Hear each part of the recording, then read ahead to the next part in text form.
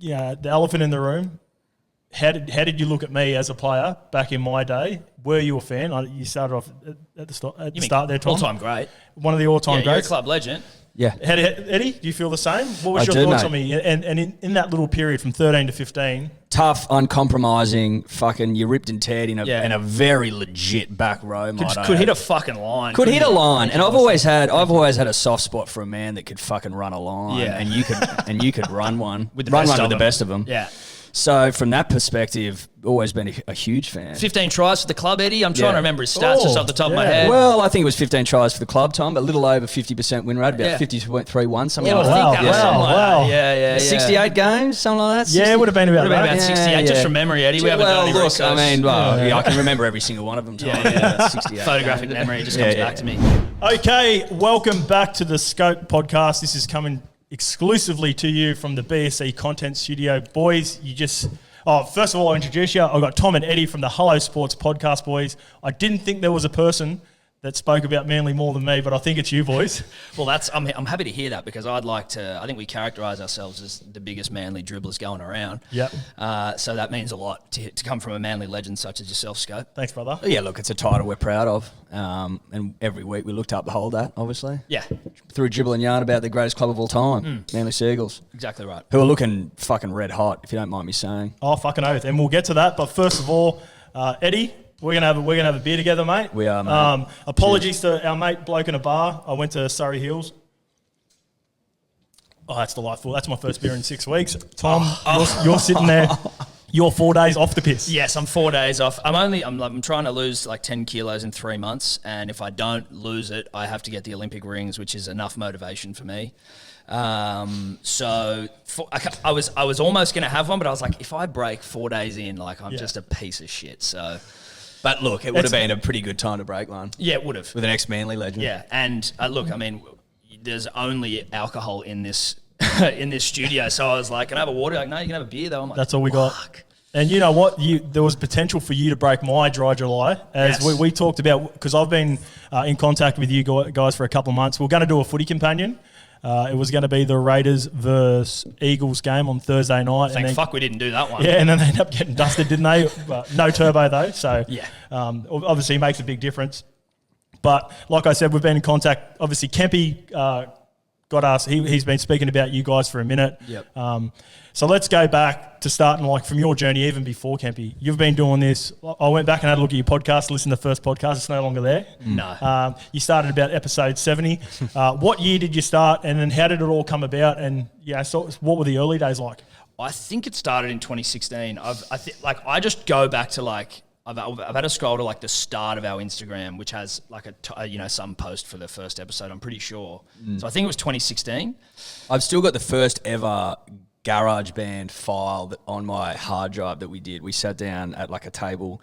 I think it was the table in the lounge room at the house we used to live in. Yeah. Got the paper out and just sort of spoke shit for a while. And it wasn't that bad. So, but I could go back and check when that file was made, and we'd have a hard and fast number. That was before we weren't called Hello Sport. I think we were called Pipe Dreams. Yeah, we were. Pipe Dreams. Because the whole thing, I hadn't thought about it until, but like the whole thing was like, fuck, it'd be a pipe dream to actually like have a podcast and do it as your thing. Yeah. Oh, but was it Pipe Dreams because we talked about doing a podcast for like 3 years prior to that and never did it? Yeah, so it was something like that where it was like the podcast is the dream to be able to do, and then we just fucking did it. But it had nothing to do with surfing, I can guarantee. It wasn't a surfing-based podcast. Was it pure Manly back then in those days as well? Like, what was the target? Like, when you started off, what did you envision? Could you see yourselves where you are now? Because this is like prehistoric podcast days. You know what I mean? Like, podcasts weren't as powerful as they are now. So what was the sort of the target when you first started up? Well, I think it was more because, so when we were at uni together, whenever we were out, like, on a sort of a bender, we'd always end up being like just in a corner of wherever we are, just almost screaming at each other, just like talking about sport, whatever it is. It didn't just have to be footy. It didn't have to just be rugby league. Could be space. Yeah, exactly. It could be fucking anything. It could be anything, mate. Like, we just dribble and dribble and dribble all night long. But we sort of ostracized ourselves from like, everyone would be like, fuck those guys. They're just yelling at each other. Yeah, but it's just used to, or was there anyone else involved in this conversation? No, it was just us. It'd just be us. Mate, look, if you couldn't keep up with us, then fuck off. That was basically how it went. And so we'd always joked about doing a podcast. Always. And then Tom worked at Triple M, and there was an opportunity because he was, what were you doing, drives? So you'd finish late? I was producing like the rush hour with like MG. And so, or even before it was MG. But, and so when everyone would leave, that show would finish at like 7 and the whole fucking office was empty. And I was like, let's just come up here and record it in the bloody Triple M studio. So we were doing that for like a couple of years without anyone knowing. Tom would always be like, mate, make sure you've got to delete those files. You've got to delete those files. Yeah, you have to delete them off the studio recording thing because we're in there fucking, again, like, you know, the beauty of the pre-recorded podcast is you can edit out the disgraceful things that you sometimes say. So yeah, we were doing that for the longest time. Like we always say, whenever we sort of hit a new milestone or something like good happens, we always just say like 30 listens because that's all we had for like fucking 2 years, 3 years. But the thing was kind of like the fact we've got 30 people who are like only our mates. We just kick it around to our mates, but like the fact they'd listen every time was like short. Your friends are like the best barometer, I think, of whether you're onto something. Like, I was in a band once, which is we don't need to go into any more about that. But like, tell us a little bit, please. The Drift. I was a drummer in a surf rock band. Again, can't surf, never surfed, but I played the drums, so I was in. He always played in a singlet. I don't know why. That was back when the arm had triceps. Well, the arms there was something back then. There was something. They're not what they used to be, unfortunately. But so you'd be like, oh yeah, we're playing at the fucking whatever, and they'd come once and they'd never come again, and you're like, this is your friends, right? And so they were like, listen, we've indulged your musical dalliance, and that's as much as we're going to do. So when it came to the podcast side of things, it was like, well, if they keep listening, they don't have to. Yeah. So it just sort of felt like we were onto something. Plus, we stopped living together, and we were good mates, so it was like a great way to just catch up and shoot the shit anyway. So it was kind of like, it's never felt like work. It's never felt like a chore. No. And like, you know, fuck, it was 30 listeners, but we enjoyed doing it. That's sort of what it was. And for like the longest time, honestly, it only recently have I started to be like, okay, fuck, now this is something. Before that, it was just something we did, right? Yeah. It was a bit of fun and people seemed to like it, and that was sort of it. Well, that's how it starts. Like that's how my sort of story started here as well, with in particular with the Scapes Punters Club. Because when I was pretending to be a tipster or coming on here trying to give me best work, it was going awful. I went 2 from 20 or something to start off with. Like, I'm talking $1.45 shots in the horses. I'm telling everyone in Super League, that's where I do my best work. Warrington won't lose. They get beaten by 40 by Leeds. And then Ice wanted to pump me off to pretty much, maybe even my podcast. I'm not 100% sure, but it was definitely the Punters Club was gone. And basically I had about 30, I said 35 of the best. That was my crew. I said, look, I've got 35 degenerates that still believe in me. So I'm going to do it for them. Yeah. And I don't care what Ice says, and I don't fucking care what Normie says. Yeah. And I knew it was bad when Chico was trying to kick me off as well, because Chico's normally he'll be positive about the whole situation.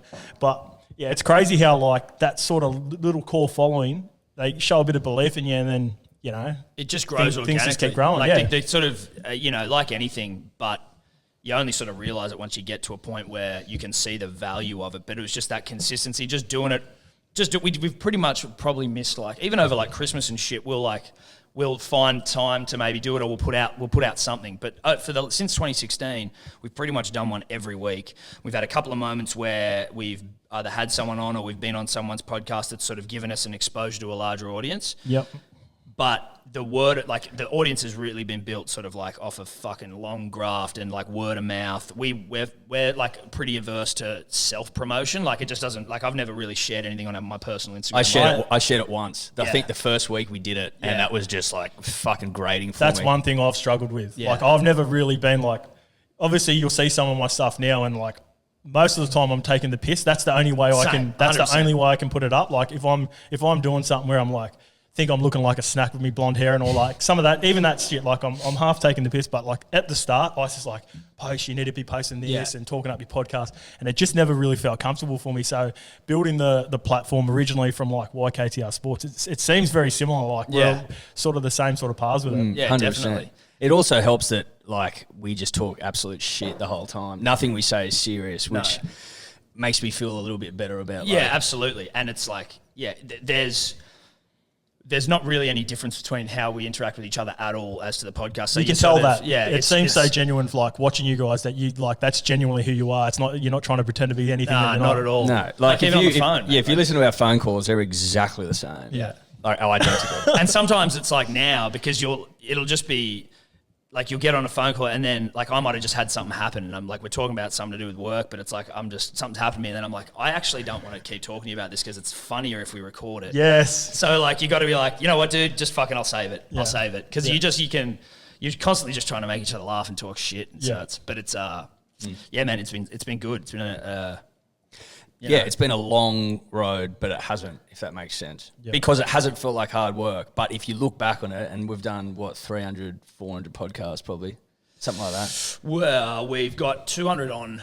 Oh, actually, no, I think we're at like 280. And then we've taken the first 70 off the internet, which is like, we've still got, I think, pretty much the first 70 somewhere, but like... And that wouldn't even account for all the stuff you've been doing with Kempy as well, would it? Yeah. On his exactly. podcast. Yeah, with him every week, which has been, when I talk about like the moments where we've had an exposure to like an audience.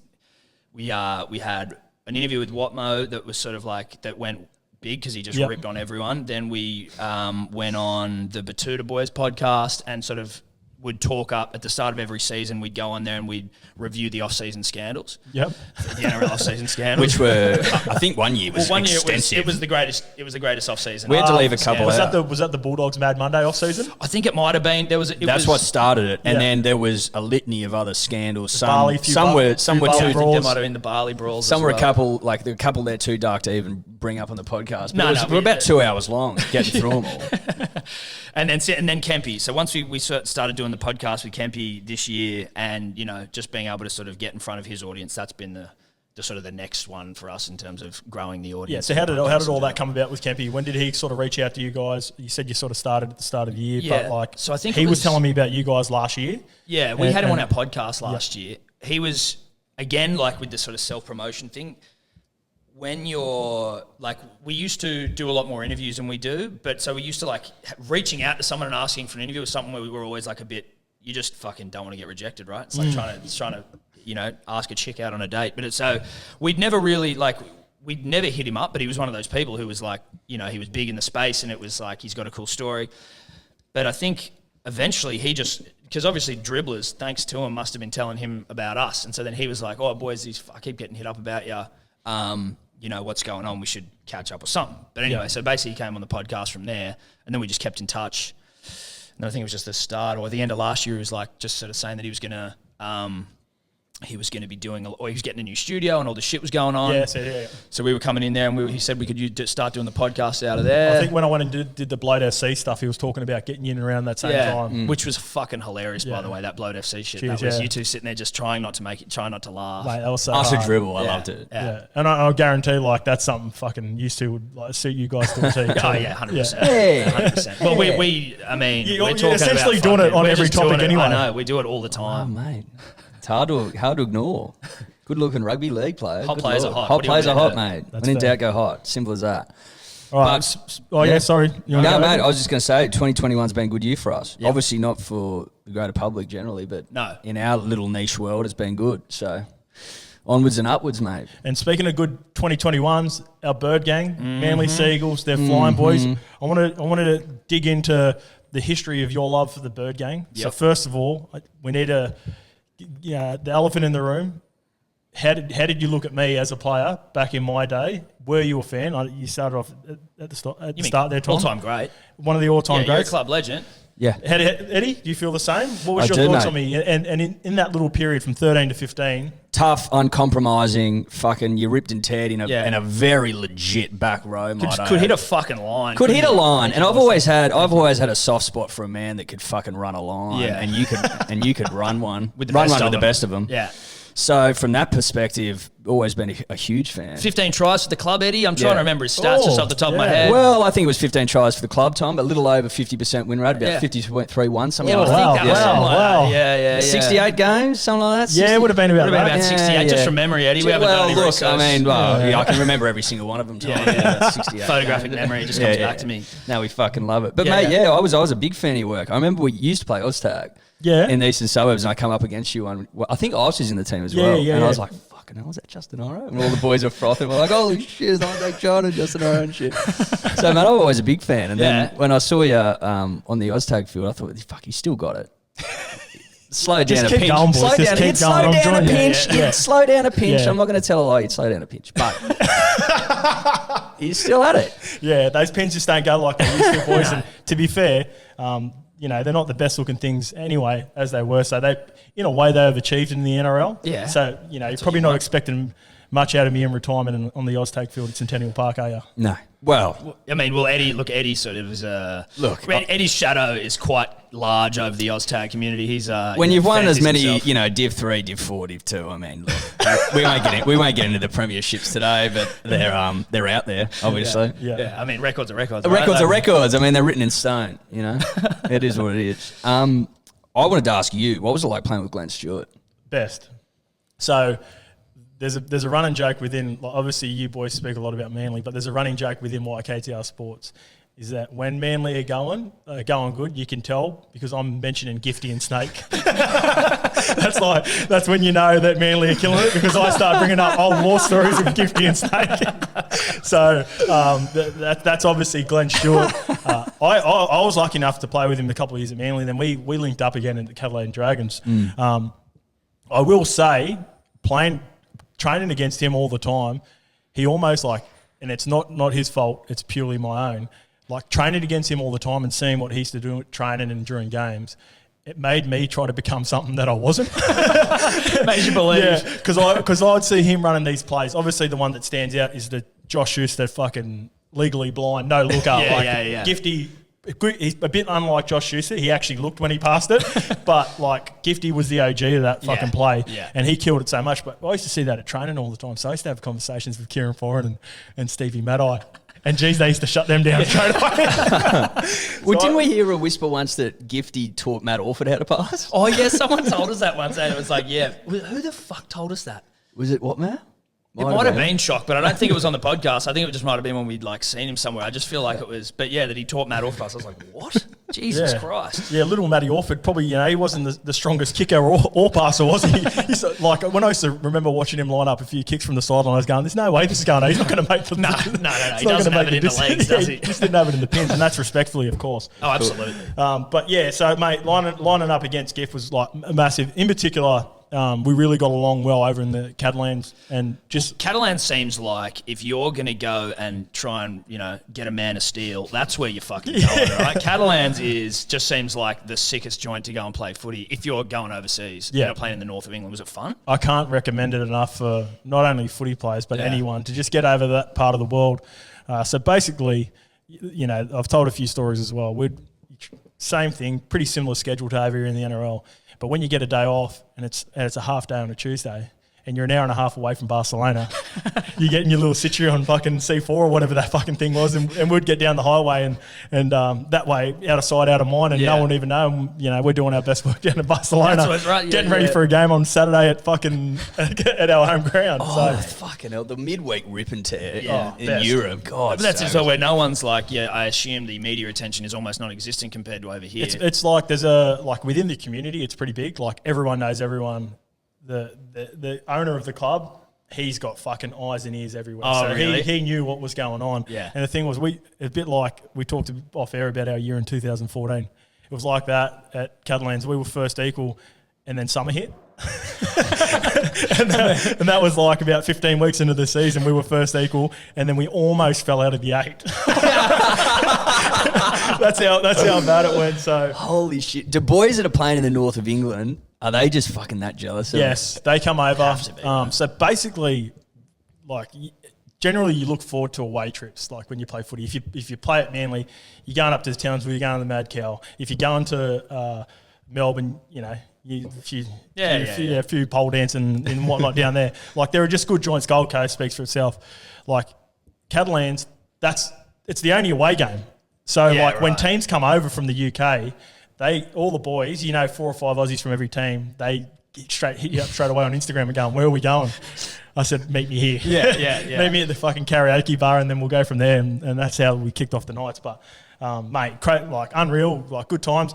It's got a little bit more professional now. They won a Challenge Cup. They got Steve McNamara at the back end of my time, and he come over from the Rooster system under Trent Robinson. Yeah, right. And Trent Robinson had some really good times over there too. Did he coach Catalans as well, Trent? Yeah, right. He did. So he sort of turned it around, more of a family vibe now. When you in my time, for instance, it was me. You Glenn Stewart, Todd Carney, Yeah. Willie Mason, Young, hot Dave rippers and Taylor. tearers. Oh, Big D. Oh my god! Coltrane. Couple of thoroughbreds. Yeah, there. yeah. That's ripping and tearing at like fucking. I'll tell you non-stop. a funny story off air about Coltrane and Glenn Stewart as a giggle. So Yes, please. But but anyway, mate, it was great. So have you been? This is one thing I've wanted to ask you too. I've been told that you a bit of Kiwi in you boys as well. Yeah, Kiora, my Both. bro. Yeah, Half Kiwi. Chair. Yeah. A bit like me, huh? My dad's from Christchurch, and So's my mum. Yeah. Yeah. And there's a few questions in there as well. One was related to that, and the other one was like, just we're going back a little bit here. But when did you two meet? Like, did you just grow up in the Northern Beaches? Where did it all No, start? not at all. Well, we went to school together, but he was a year below us. And then we just both went to uni in Bathurst, and it was like, oh, we don't fucking know anyone here, but I know you. And so we just sort of like... well, I was good friends with his now wife, so That's true. That was Yeah, sort yeah. of a connection there. I was friends with his younger brother because he was in my year, Yeah. and then we sort of knew of each other. And we've got a good mate of ours so his good mate is my good mate. Yes. So there was sort of like that connection in the middle there. And then when you go away to uni, you sort of you hang on to people you sort of semi-know. That's sort of how it starts. And then we got on well, and that was it. blossomed. Blossomed, And the Manly chat was just there from day one, or did you develop the Manly love together? Well, I mean, so my old man grew up, he's a DY boy. Yep. So I just always was going for Manly. That was all that was going on in our house. So I was always a Manly man, and he was always a Manly man, or at least from whenever you were in Dubbo. So I'm a was it? Dubbo boy. Yep. So you sort of pick whoever you pick out there. And my best mate growing up, his old man was a fucking Manly tragic, and so he went for Manly, my best mate at the time, and I was like, fuck, I'll go for Manly too. And that's just how it started. Yeah, beautiful. All right, so get rolling into some more Manly stuff again.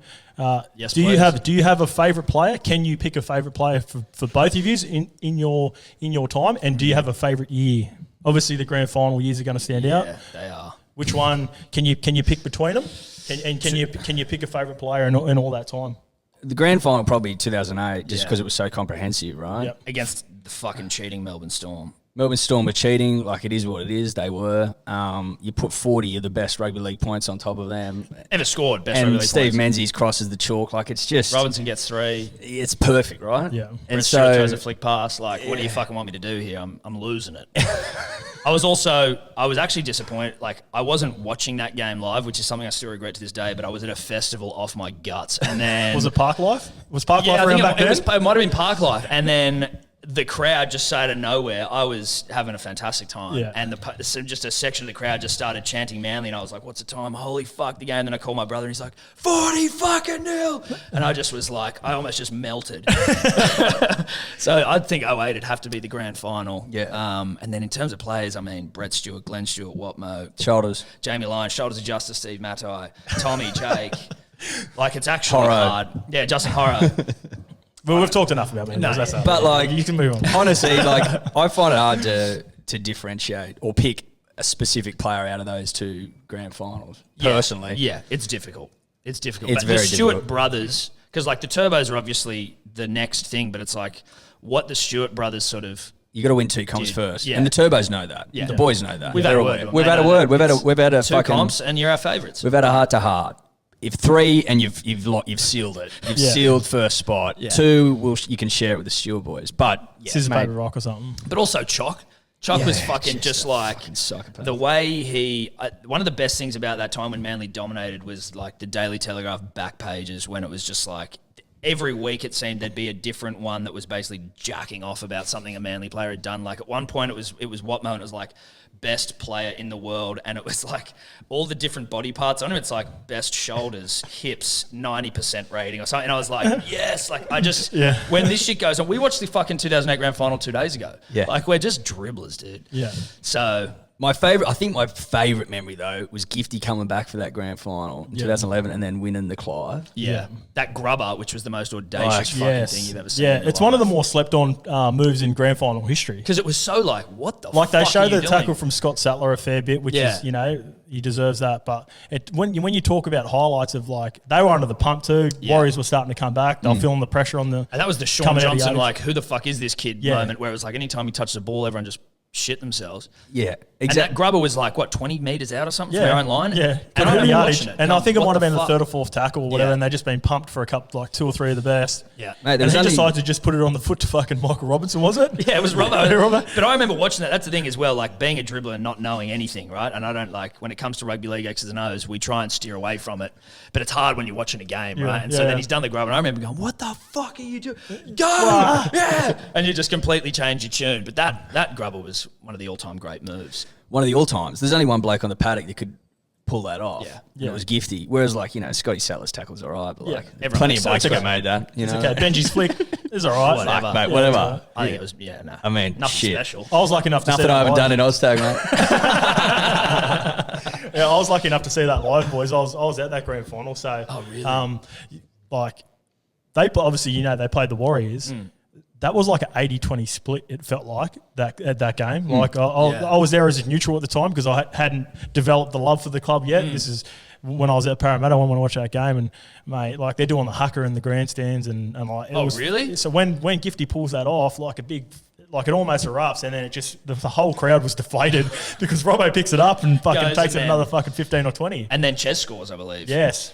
Under the post? He dummies and then goes himself. Again, another moment where you go, what the fuck? Yes! Yeah. Because it was, there was a shitload of space out wide. Yeah, and I think Snake was looming around as well. Yeah. Snakey might have been looming around like he does. Yeah. One part I want to mention about Anthony Watmay that you spoke about too is, and it's slept on as well, Chocky was like, so he had 2 parts of his career. He was like an elite edge back rower for like the start of his career when he came into the league. He was punching holes. Yeah. And his transition to, like, some people don't realise this sort of stuff as well, like being... When you go into the middle, it's just like a completely different game. And the way he was able to transition into the middle again and then even go even better, like was for me, it's one of the more underrated things about Chocky. And a lot of those players at Manly probably just don't get the credit that they deserve because there's so much talent around the whole team. Yeah. So you sort of just took them for granted. A bit like the Roosters, of the last 5 years, your Boydie Cordner, Angus Crichton, Teddy, like they all sort of take little points off each other. Yeah. Whereas like Manly was just like that solid core of team was just fucking so good. So good. It's almost like you need 5+ years before you can look back and go, holy fuck, that team was so fucking we were spoiled. Because you're so spoiled at the time, it's just, you sort of just come to... Like Steve Matai as well. Stevie's so underrated, Dude, mate. he was just one of the best, and he would absolutely terrify. Like they were shitting themselves. He was going to cut him in half, but then he also had slick hands and he could run really well. It was just like, Well, that's I the thing that was loved underrated him. was his attack. Yeah. Like he had a really good just jab off his left foot. If he got some early ball off, you snake out the back again, give it to Skivvy. He could skip on the outside and pass it to Georgie or Dean Fudder or Dave Williams, all these players that played outside of him. Yeah. Mate, he could come back off his left just as smoothly. But because it's hard to remember those things when he's fucking left George Burgess lying on the ground ready to get put in the ambulance. That's what most people remember about him. Yeah, when you snapped everyone in half in the league. Yeah, like, shoulders of justice. Yeah, shoulders of what justice. Do you want him to do? That's the best thing. SOJ, baby.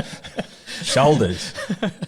You'll always be shoulders to me. Yeah, shoulders of justice. I mean, I just wish he had an Instagram where I could DM him thanks every fucking week. He's gone MIA, hasn't he? Yeah, I think he was always like that. Yeah. Like Skivvy was, he sort of come over, finished training, a few of the boys go for a coffee. He didn't want a beer, obviously. He loved a beer, but like he's just happy doing his own thing. He's got his family. Yeah. I think his missus is from Byron Bay, so I think they went back up that way. Which not a bad place. You can't blame him for fucking heading back up towards those ways. So, Absolutely. I would like to bump into him, shake his hand. Yeah. Thank him for his services. Thank you though. for service. mate, and he's the type of guy that would shake it back. He's the one guy that stood out to me. So before I got to Manly, I hated Manly. Fair. I get it. They tailed us up a fair bit for my 3 years' time, my 3 years at Parramatta. And then once I got there, I wasn't a big fan of Stevie Matai and Anthony Watmo. And they were the nicest guys and the guys that fucking brought me in straight away. Yeah, right. Obviously, I played on the left edge with Stevie, but like a guy of Trocky's stature straight away, we started carpooling together because we were coming from the same area. And Yeah, right. Yeah, sort of, it's one of those things like once the older boys sort of accept you in that sort of... Is that it? So, I mean, obviously they made it easy for you, but is that like a difficult transition when you're going It from can club be. to club? For me, it was. I was only 23, 24 at the time, coming from Parramatta. Fuck, we'd had awful years. I'd lost a lot of confidence. I played. Parramatta can do that to a player. It can, so generally players that come from Parramatta thrive at Manly, and the opposite when it goes the other way. But yeah, so when those boys brought you in, it's like. Because you want to be liked. Everyone wants to be fucking liked when you turn up, or you're appreciated as well. Yeah. And, not having a great season in the year before, I was thinking, fuck, they just lost Rex too, by the way. And there's like that. That's the spot that I end up filling. Yeah, right. So I'm like, fuck, I hope they're not expecting Tony Williams runs. But yeah, no, the boys were unreal from the start. And speaking about those early years before I got there, one game that stands out more than most, boys, the Battle of Brookvale. Yep. It's obviously been shown a fair bit this week. Where were you at the Battle of Brookvale? And we were there. Yeah, you were there? Yeah, you were at the game? Yeah. Which is just a fucking... Just a stroke of luck. Just an absolute stroke. But we did. It was 2011, wasn't it? We won the comp that year, so it was like it wasn't weird. Well, we hadn't. I don't think we lost to Brookie that year either. No. And so like The Fortress. it was against Melbourne. They were obviously a big chance that year, and we're like, we're going to get around the boys and Yip and Yahoo. I think it was a Saturday night, maybe. Yeah. It was so good, dude. Do you want another beer, Eddy? Yeah, I'd like one. And I just remember on the hill with a couple of other mates, and we were pretty well lubricated. And well, there's nothing like the hill at Manly at the best of times. And you know what the hill's like? Everyone impressive. yips and yahoos and has a ball. And then when it fucking kicks off, it was just heaving the atmosphere, mate. You could have been at a UFC fight, and then obviously Glenn and Adam Blair walk off the field, then it's on again. When it was this is the best. It's quite cloudy for me, the memory. Well, we were hammered because I was blind, but like, mate, Brett Stewart coming over sprinting the top over and then fucking his knee when he lands, and then they get suspended. They're like, no, he's not injured. No, suspend him for 4 weeks. It was like, geez, and it was just. Again, like, I mean, you don't get to see many of those moments live, right? Like that's a famous moment. And it was a full house as well. Yeah. Like you couldn't move. And that was genuine too. Like I got there in 13 and that shit was still lingering before I got when just I hate got each there. other. That was from obviously I started in 13. When we played Manly, you could tell there was a difference, like the steel in the eyes of the boys. That wasn't fabricated, like, fucking not. It wasn't just a one-off. They fucking hated it. I know the Manly boys hated Melbourne boys. Yeah. I'm not too sure if it was reciprocated, but by the looks of it, like I think it probably was. There was some pretty decent battles. We got the best of them, I think. We won the game, but I think we won the brawl as well. And we won the comp. So it was a great year. Fucking one of the great years. But obviously the Manly boys got it over them. Yeah. I don't see a world in which we lost that. No, but also there's just not going to be a brawl like that anymore, right? So like I'm sure there have been punch-ons between the Battle of Brookvale and like them outruling punching. But that was like the last great rugby league brawl. Did we ever get down to what Gifty said to Adam Blair or vice versa? Like, do we know what was muttered? I think it was just... I can't add to that, boys. I'm not too sure if... I think Adam Blair sort of he started it. He came over and one was like, running off, one was walking off. Yeah, right? so Glenn was walking. Gifty was walking, and then Adam Blair come over and said, like, it looks like he goes, "Oh, you're fucking mad, cunt." I believe that. Like, I'm just trying to read lips. And I've watched it a few times as well. And then Gifty's like, he's not the sort of guy. He just has one little look to see where the ref is. It's like people like always said, like, Gifty's looked over to see if there's any help.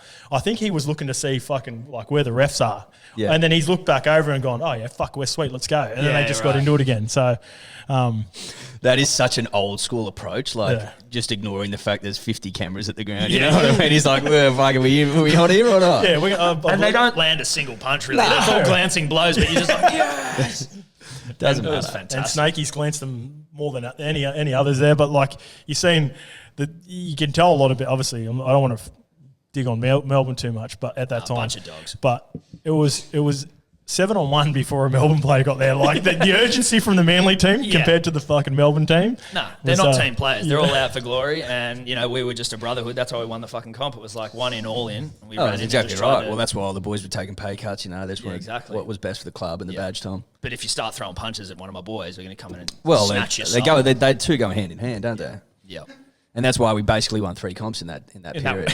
In that one game, we basically won. Yeah. Well, obviously, the comp was won. Not everyone counts 7, but some of us do. No, well, I count 2007 because we were fucking 7. I also count 13. We count 13 as well because we think we won robbed. into 13.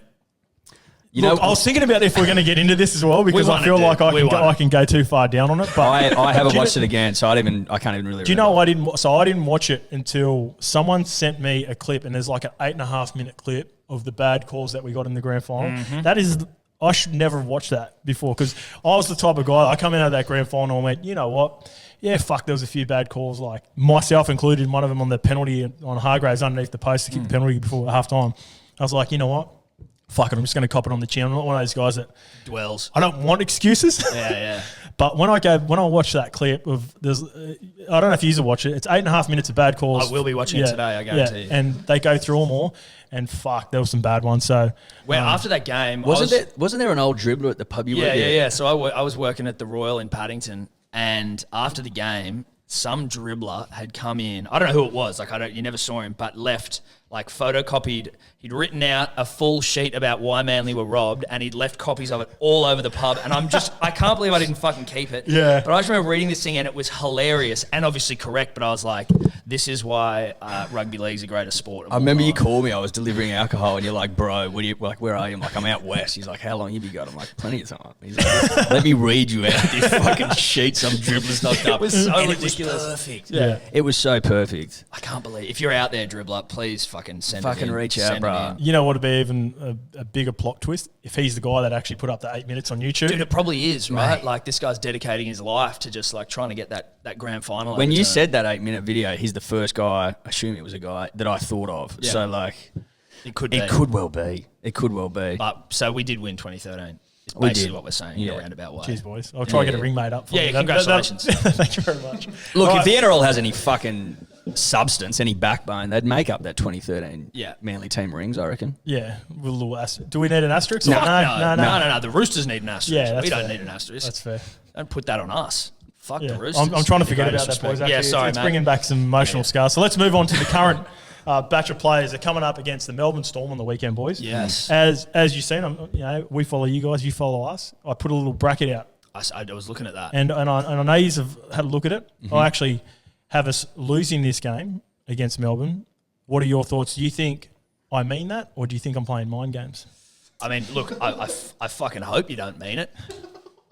Look, if you're not playing mind games, I'm disappointed. Yeah, we've been brought into this podcast under the guise that this is pro-Manly and pro-Manly alone, and now I'm like, wait a minute. No, Is we don't- everything we've just spoken about been a lie? Yeah, we don't. The currency is we don't accept L's as currency. No, Tom and we'll I. win 13 plus. Yeah, comfortably. That's a 13 plus. lock. That's a lock. Yeah. Des the only coach with a winning record over Bellamy. Check that. I'm pretty sure that's correct. No, you can take that to the, no. You can take that to the bank. That's 100% correct. I just think that Manly is in such a fucking good place at the moment. Yep. They love being the underdogs, going in and ripping and tearing. I think Tommy has the game of his life. Even though he just had the game of his life. He has just- this will be the making of the legend. You know what I mean? Like The this fortnight of his life. This Yes, is exactly. it's all been fucking building to this moment where he goes out there and puts 5 on them. And Do you reckon then he's going 5? I think he could, Tom. Okay, I'll back you. I'll back Put it him. this way. Bellamy is the king of trying to like negate the best players in the team. That's his whole strategy will be built around fucking limiting Tom's impact. If he goes out and rips and tears, it shows the greatest coach of all time can't wrangle After Des, the you mean. The greatest after player Des. of all time. Greatest coach after Des. Can't wrangle the thoroughbred. No. Yeah, you can't break in that wild steer. Is that a steer or is it a horse? A steer's What's a a horse. horse? I believe stallion's the word you're looking So for. a steer is what, a deer? A steer is like a cow. Oh, shit. Well, he's not a cow. He's a horse. I take that back. Tom, forgive me. Wild horse. Stallion. Stallion. Because he's still got his nuts. Perfect. Okay, I'm glad we cleared that up. But also, I think we were talking about little asshole intern Dave, who's a big old Melbourne fan, loves to rub it in our face. But they're missing a few forwards. I think like Nelson. Felice Kafusi, I think, is out. And there was someone else of note that I can't remember. But like, they're not. Our forwards are pretty fucking good, right? Like they're good. Well, yeah, I'm just trying not to be too over the top, despite everything we've said so far. But like, our forwards are probably the most underrated in the comp. So if the Storm are a little bit underdone in the forwards, then truthfully, we get over the top of them there, get a bit of go forward. I'm getting X as an Aussie, but you know where I'm going with it. We roll them. If we defend our dicks off, we're a fucking sniff. Put it that way. Because we've got so many weapons, mate. Well, that's a big question mark on the team of late too. People have talked about, little blowout at the end of the game against the Sharks just gone. Yeah. But guess, You can't afford that. mate, and you know what, boys, and I'm going to tell you this right now. I know about the culture like it. I've told you. We're talking about what Manly is. And we like a backs against wall mentality. Yes. We always have. So if I was to come out and declare Melbourne to beat Manly, I think you see where I'm going here. Yeah, boys. yeah. You think, You're I think trying to... No, I'm with you. yeah. 100%. As long as So it's... Melbourne will win. Yeah, no, Melbourne. Yeah. Yeah, big trouble. Yeah. Big trouble Yeah. for Manly. But obviously the big thing about defense, and this is what I'm excited to see because, if we can go back to Turbo again because I love talking about Turbo, and I know you boys do as well. Absolutely. The big part of Turbo is like defensively how good he is for the team, and if this will be interesting too with Bellamy coming up and everyone talking about him and the Melbourne and the Storm in the past being able to shut down Hainsey's 09 run, Benny Barber's 12 run, and even Jason Tomalolo's 18 or 19 run. I believe it was around that year. Might have been even earlier. 17? 17? Was it 17? 17. Yeah. So if he can't stop Turbo, That's what I'm saying. Yeah. have we won the comp this week? Yeah, definitely. I mean, because Penrith, we know are done. Parramatta won't win a comp before the sun dies. And the That's Rabbitohs known. have lost twice by 50, so they can't win the comp. The Roosters, too many players out. If we win tonight, Saturday night, we win the comp. Look, South's like butchering shit teams, which is fine. But when they come up against really quality stock, they're going to struggle. Parramatta have got 5 billion years to win a comp, not enough time, so you can rub them out.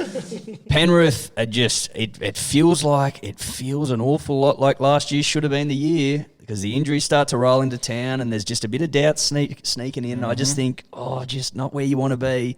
It's a 2-horse race, punters and dribblers. And as we've just said, Manly's backs are against the wall. No one's giving them a hope in hell. No. That's where we're going to do our best work. In terms of the blowout against the Sharks, in your opinion, obviously it started when Tommy went off. Yep. We were beating the fuck out of him. Was it a Q in the rack situation? Was it a combination of both? Because my old man, who's obviously, I said, diehard Manly fan, he just calls me fuming after we let a fucking big lead go. He's like, "Oh, how about that game, mate? It was so good, and then they fucking ruined my night." And I'm like,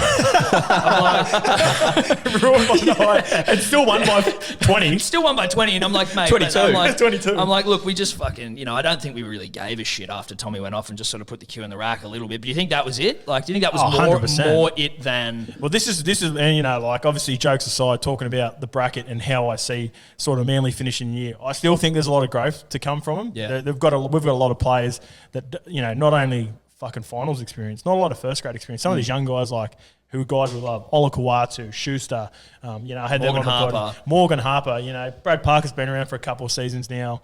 Ruben Garrick, same thing. But they haven't played much. Jason Saab's played. Yeah, Jason Saab, and even you look at Turbo and Jakey's finals experience, I think they've played about a handful of games between them. So having a big game, no matter what the result this week, is going to suit them. They've got a fairly good run after that to come in, and then the more footy they play, the better. And so, do you think that helps them, right? So, because as you said, so we play the Storm, and I think we've got Parramatta again, and then everything else is just beta central. I think on the way to the finals, with the greatest respect, does that even if you were to lose, not that we will, but even if you were to drop a game heading into the finals, as you're a team with lacking finals experience, it's kind of a finals-like atmosphere. It holds you in good stead. You're not necessarily damaged when you get into the finals. Yeah, well, I've got a little bet that I want to fill you in on, boys, because I'm really confident about this. I've got our boy Turbo scoring any time.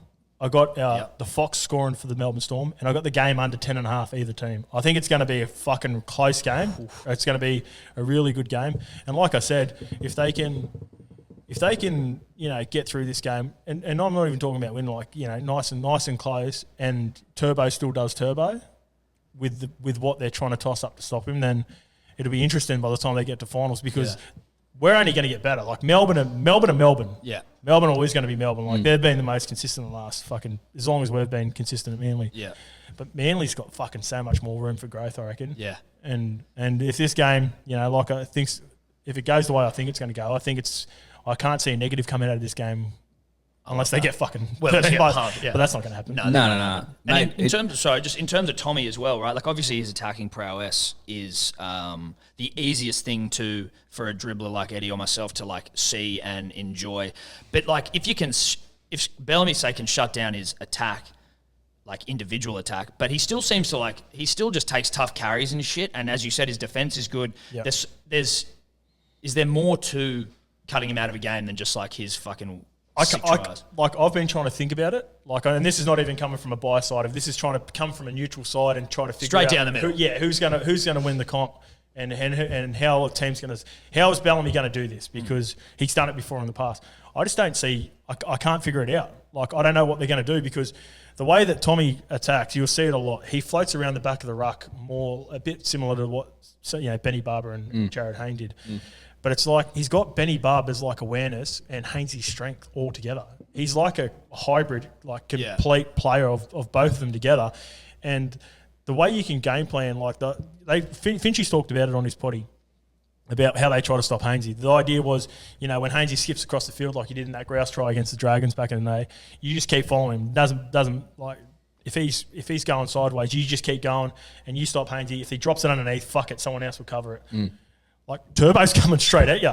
So what do you do, right? Like, Like, He's fucking 6'5" and he's 110 kilos. And he can, like, you know, they talk his subs, Jason Subs quick, but like before fucking Tommy raced Harry and fucking at the Stain. Yeah, he was fast in the Corso. Like, Yeah. you know, he's still got it there if he wants Tommy's doing a 10.500 easily, if not quicker.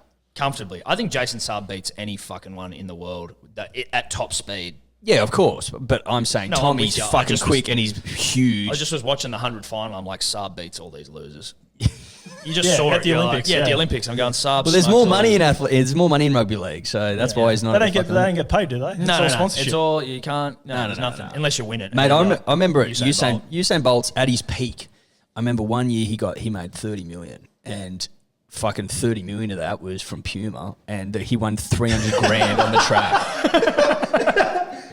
300 grand from running. The greatest sprinter of all time made 300 grand on the track. It's like, Jesus, that's why Saab doesn't fucking run in the Olympics. He's smart. I wouldn't Because he's either. smart, mate. Because he's smart. He But just like, his 300 running outside Turbo.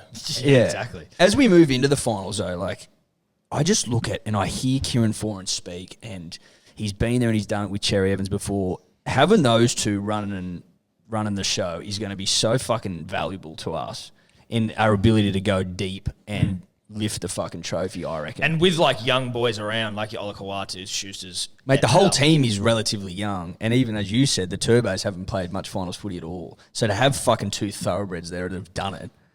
Well, this is a big thing that people forget too. Whenever they have the conversation, and it started at the start of the year, people started talking about is Turbo's run as good as Hainsey's and Benny Barber's, and then it sort of just went. I feel like in the last 3 weeks, everyone's starting to realise, fuck, Turbo's. I declared it about 3 or 4 weeks ago. I said, Turbo's got it by himself. The thing is, and this is respectfully to the boys, I played with some of these players as well. At the Bulldogs, it was Hocko and Josh Reynolds. Hocko's obviously, you know, they played for New South Wales during those times as well. Yeah. But they weren't always there around. Hainsey had my mate Jeff Robson, Snagsy, and Chris Keating. Oh, Chris Keating actually might have been at the Bulldogs, and Daniel Mortimer and Jeff Robson were at Parramatta. Tommy's got Kieran Foran and Daly Cherry Evans. Yeah. And then that's where I think that's what's going to separate it between if you concentrate on Turbo, like if you throw all your fucking bags into Turbo and you're Melbourne, just say it gets to it in the grand final, like it will. Yeah, definitely will. Cherry can pick you apart and so can Fozzie. Yeah. And so can the first legally blind ever NRL player, Josh Mate, Schuster. how about that? What a medical marvel Josh is. We'll finish on that, boys. He's just breaking down barriers. Mate, exactly. He's for blind people the world over, where it's like, and look, I think he seems a little bit shy about it, doesn't want to come out and openly acknowledge his Which is blind, fine. Which is fine. I get that. That's fine. I understand that. In your own time, Josh. In your own time, yeah. He'll probably be on 60 Minutes at the end of the season, be like, listen, I'm blind. I haven't seen a thing for fucking years. Look, Tom and Eddie picked it. I didn't want to acknowledge it. I just wanted to get on with the job. That was winning the comp. Yeah. But now that I've done it, I am blind. It's like you've rehearsed it, but like it just happens naturally. Yeah, no, we haven't rehearsed it. Especially when you say it at the fucking same time like that. Yeah, I know, it's weird, eh? But what's funny about that whole thing with Josh, and again, I mean, I hope he knows we're just having a laugh, but like... He does. He loves it. Does he? I had him on the podcast a couple of weeks ago, so when he hit me up straight away, because we did the Q&As like I did for you boys, and he goes, what are all the questions about? Because he wanted a bit of a heads up. And I said, mate, 90% of them about you being legally blind. And he goes, fuck, I thought it was going to be that. Mate, it's like trending on Google. If you type in Josh Schuster, Schuster, it comes up, is he Josh- legally blind? Like it fucking prompts you. That was the funniest. Someone sends us the fucking screen recording of them typing Josh Schuster into fucking Google, and it's like, Josh Schuster, is he blind? Ridiculous. But he is such a good player, and in such a small amount of time, he looks so comfortable, and his hands are just ridiculous. Yeah. But also even just that little chip kick he threw in on the weekend, which it didn't amount. Like I think maybe got a repeat set, but like I had him anytime try scorer. I thought he was going to go over. So did I, as you dude. take his I had him anytime. I had my anytimes have been a fucking nightmare. And you know what? recently. He's the type of player when it gets an open space like that, you're going, I'm on here. I'm going to score. Yeah, he's definitely. I've got it. Going for it. But yeah, he's just one of those ones where you heard a lot about him coming, like that he was coming through. And I agree. I'm always a little bit with those guys. I'm like, you're a bit wary, you know. Yeah. Yeah, under six, was it 16s, 18s? You're like, and then Local junior, and everyone was like, this this Schuster kid's fucking sharp. He's fucking sharp. And then when I saw him, I'm like, he's way fucking bigger than I thought he was going to be. Yeah, What is he, like humongous. 6'2", 100 kilos? Yeah. And what is he, 19? Is he 20 yet? He's young. I think he's just turned 20. And but again, once again, both him and Olakau'atu, Parramatta juniors, come from Parramatta. Oh, bullshit. I thought he came through Manly. No, so at about 14, 15, Parra didn't want anything to do with him. Of course they did. He came over and No, started well, playing. they don't want anything that's going to win them a comp. For me, juniors. Oh, this bloke might fucking give us a shot. He looks good. Fuck him off. We're a fucking chance here. yeah. And that's respectfully, of course. Obviously I played at Parramatta, so I feel like I'm bragging on them all the time. We can lure you into that trap. We've pissed off a few Parramatta fans this year where they're like, fuck you, dude. All you do is talk shit. And I'm like, yeah, dude, that's exactly what I do. But as someone pointed out on our Instagram the other day, it's like, don't you realise that Manly and Parramatta fucking despise each other? Yeah, that's the whole point. That's the rivalry. Yeah. Like, what do you want us to fucking gas them up all the time? No. I don't think so. Is that it's not my fault they haven't won a comp in 50 years. It's not. It's theirs. It's not, why is that They my let fault? fucking Schuster and Olakau'atu go. It's always going to happen. I thought Olakau'atu was playing basketball till like a month ago, and then Manasi Fano was like, "Oi, brah, come over." That's play a crazy rugby story. Like, I got someone told me about that in the Q&As as well. Like, he was basically narcissist. Basically, come over and just watch me. He watched him train or whatever, and then someone seen him and still like, he looks like he could fucking carry the footy, all right? He's humongous. Yeah. Like, what a fucking. So they asked him to come down and fucking play in a trial or whatever, and then the rest is history. And how long ago was that? Like, that was 19. So he's the 19 preseason. Dude, and now just into first grade, dude, and like again, Not just about, into like, first grade, bro. Well, I know, but like both sides of the ball, right? Like he's attacking, he's fucking amazing with the ball in hand, but he just annihilates people. Like he's actually, I'd be fucking terrified, obviously, but like he's just creaming dudes. I find him terrifying. Like if I had to defend him, I'd fucking pack it in and go, nah. Yeah, well, I think if anyone was fucking coming near us, we'd be packing it in. That's why you play Oz tag. Let's be honest. Yeah, we used to, in my time, boys, we used to call those business decisions. So if you've seen someone that you just didn't want to bar off, you're just like, Who hit you the hardest? Josh Papali got me good one game. That's not surprising. I was playing at Parramatta. This is in his early years at Fui in fucking Canberra too. Oh, it's cold as shit. It's a kind of a joint Canberra. Yeah, fuck It's Canberra. fucking so cold down there. And through those years that Fui was killing it, he had a nice little tip on him. So I started. I'm coming through the grades, and Fui comes up to me. He goes, "Hey, just Docs, push up on the outside, because he's creating three every time when he was off the back fence, Fui. Yeah, he was always creating two or three of the best. So he would open up, and I went through a couple like in the previous games. So I'm going, this is great. I'm going to keep running on Fui all year. I might score a couple of meaties. Nah, Josh Papali went, nah, yeah, I see not what you're today. doing here. Papali'i, sorry, the pronunciation of his name, but he's one guy that hits hard. Who else?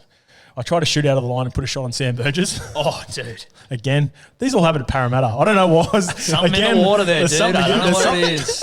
I don't know what it is. Yeah. And then, like, you would have snapped blokes at Manly. I definitely had CTE from it. Like, Yeah, I had 100%. proper concussion, and I've hit him from the blind side. I come from C. Like, he just turned around, seen me at the last minute, bang, dropped the shoulder, knocked me out.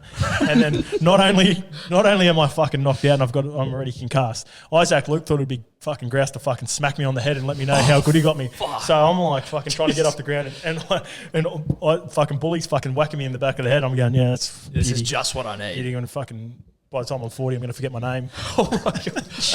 Isaac Luke had it in him as well. Like Yeah. he's also someone where I imagine it's like he's a smaller dude, but it's like even if he's hitting you in the back of the head, you're just kind of copping it. You're like, I'm going to get up and try and punch Isaac Luke. He seems like someone who'd kill me in a second. I was just happy to get back off the ground and start walking straight. Yeah, so. and we're just back into the defensive line. That was the those goal. days. Yeah, those were the days. Yeah, run Get straight up, you back in. pussy. Shake it off, mate. Get into it. Fucking weird time. Outstanding podcast, boys. Loved having you on. Massive fans of what you boys are doing over there with your own podcast and with Kempy's. Obviously, if you don't know the name already, Hello Sports Podcast. Welcome back anytime, boys. Hopefully we can do a footy companion next year and get together and watch a Manly game. Hopefully. Eh? Might even do the grand final. We'll see how we go. Yeah. You know what? Dude, that'd be sick. You know what? If he's a keen, Mate, 100%. and when they make the grand final, yeah, mate, that'd be all time. let's do it. Let's do a footy fucking companion oath. grand Yeah, final. Definitely. Love it. Cheers, boys. Thanks, Adam. Thanks, bro.